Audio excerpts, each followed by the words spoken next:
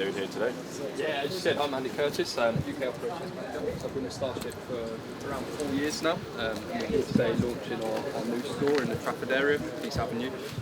So today we're launching Peace Avenue on Mossway Road, which is just up the road. So as you pointed out, the Starship robots, they're autonomous delivery robots that deliver your food and groceries to wherever you are, maybe at home, maybe in a car, wherever you drop the pin in a local area, the robots will come to you and drop it off.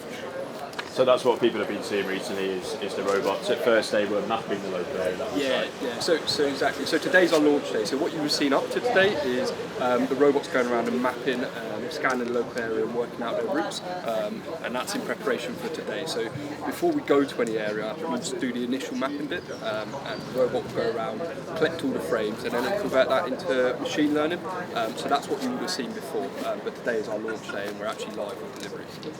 So just sort of explain how it works. Is it someone orders shopping online through the Carl app or through another app, and then it's packed at a shop and taken to their house? Or just explain how the process works. Yeah, so you order through the Starship delivery app. You go onto your service area, you'll see a co-op store. You go into there, you load your shopping up, whatever you may want, and then what that then does, it sends it through to the store, who go around, they pick and pack the delivery, they put it in the robot, open robot, shut the lid, and then the robot will trundle down the road to wherever your location is. When it gets to you, it will send you a notification on your phone saying your robot's outside, go and meet it. Come out, unlock the robot on your phone, take your shopping out, go back inside, and then the robot will return to whichever store's most busy at the time. So is it quite a quick thing? Because I've just seen them sort of zipping around here. They are quite fast actually. Is it sort of what sort of times are you talking for delivery to sort of ordering to packing to delivery? So we're really aiming on that sort of hyper-local delivery market, those small shopping trips that people are going to jump in a car and go and get their loaf of bread. That's what we're trying to target and trying to eliminate. So it is meant to be sort of quick delivery, under an hour, is really what we aim for, from sort of ordering to the robot reaching your door.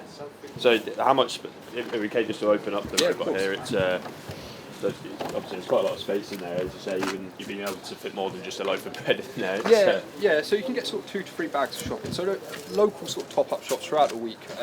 Get your ingredients for dinner, things that you forgot throughout your sort of weekly shopping. That's what we're aiming for. But inside you've got a sort of a liner that keeps your food hot and cold. So you've got a divider, so you can have hot food one side, cold food the other side, and then when it locks, it mechanically locks. So it keeps that temperature for that sort of hour plus delivery time. So just sort of explain how it works as well with when the shopping's in there. Sort of this, I suppose, the safety of it is it's hard to. Obviously, seeing a robot going around, people wouldn't be able to just break into it, say, or... Exactly that. So when the robot's on delivery, it will be mechanically locked. So as you see, it's locked at the moment. It's really hard to get into. It's got cameras around it. In the first instance, if someone tried to get into it, it would usually play you a command set. Something along the lines of, can you please let me pass? I'm trying to do my delivery. And then if it carries on, at that point, it will play an alarm.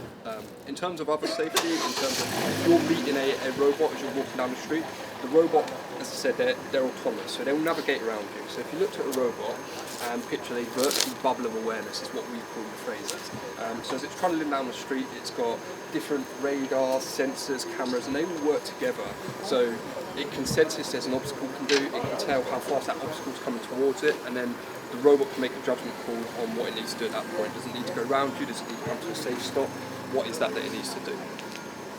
Is the plan to take it across Greater Manchester? Obviously, it's just in this area at the moment, but is the plan successful?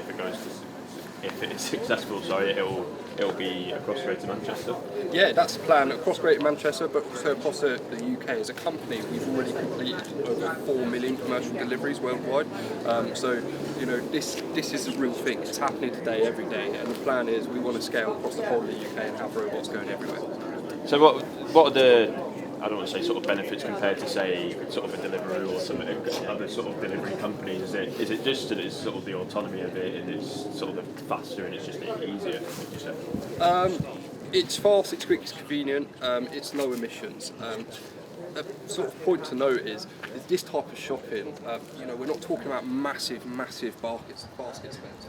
It is your top-up shopping, and that's very hard to do from a normal sort of commercial delivery aspect, because the basket levels are small, and that's where robots really come to their own. forgot what I was going to say next, but it's definitely something. As you say, you kept sort of mentioning sort of emissions and things like that. Is it quite is it environmentally motivated in a way? Yes, yeah, absolutely. What we're trying to disrupt is those short car journeys where people are jumping in their car, you know, it's raining, they need to get a few bits for their dinner tonight, they're jumping in the car and they're doing a small trip. Those trips are some of the worst for the environment and some of the worst for carbon. Whereas a robot itself, you know, they're carbon free. It takes about as much energy to get a robot delivered as it does to boil a kettle. Yeah, yeah, it's all about sort of keeping the streets sort of quieter with cars. It's very interesting. So thank you very much for your time there. Hopefully we can see them across Greater Manchester. Obviously, it's people have been seeing them in the streets around there, and it's been I think people have been very interested in what's going on. To have a bit of an explainer of what it is really good. So thank you very much for joining us. No problem at all. I'll give you a bit more footage of the robot here, just to give you a bit more review. They are quite nippy and seem quite versatile.